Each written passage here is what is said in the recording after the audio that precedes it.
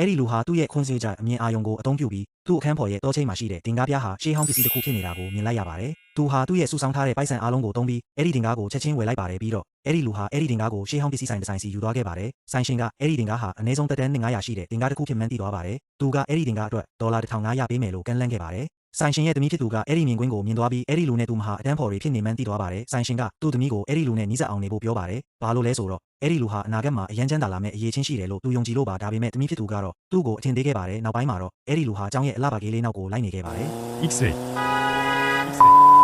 ဟာဗနာရေးအထူးပြုကျောင်းသားတွေဖြစ်ကြပါတယ်ဒီနေ့မှာတော့ Professor က Straw Share အလားအလာတွေကိုဘယ်လိုခွဲခြမ်းစိတ်ထားရမလဲဆိုတာသင်ကြားပေးနေပါတယ်ဒါပေမဲ့ Professor ကသူတို့ကိုမေးခွန်းမေးတဲ့အခါသူတို့ဘာမှမဖြေနိုင်ကြပါဘူးအဲ့ဒီလူဟာသူ့ဖုန်းထဲမှာ Straw Share တွေကိုကြည့်နေတာနဲ့အလုပ်ရှုပ်နေပြီးလက်မထောင်ခဲ့ပါဘူးဒါကြောင့် Professor ကသူ့အခန်းဖော်ရဲ့ဖုန်းကိုကြည့်နေပြီးအာယုံဆိုင်လို့သူ့ကိုစူပူခဲ့ပါတယ်ဆရာဖြစ်သူကစိတ်မရှိတော့ပဲအခွင့်အရေးဆိုတာပဲအချိန်မှလာတတ်တယ်ဘယ်လိုဆုတ်ကင်ရမယ်ဆိုတာမသိဘူးလို့ပြောပြီးသူ့ကိုအတန်းထဲကနေမောင်းထုတ်လိုက်ပါတယ်ဒါပေမဲ့နောက်တစ်စက္ကန့်မှာတော့အားလုံးအံ့အားသင့်သွားကြပါတယ်အဲ့ဒီလူဝယ်ထားတဲ့ Straw Share ဟာဈေးတက်နေလို့ပါပဲ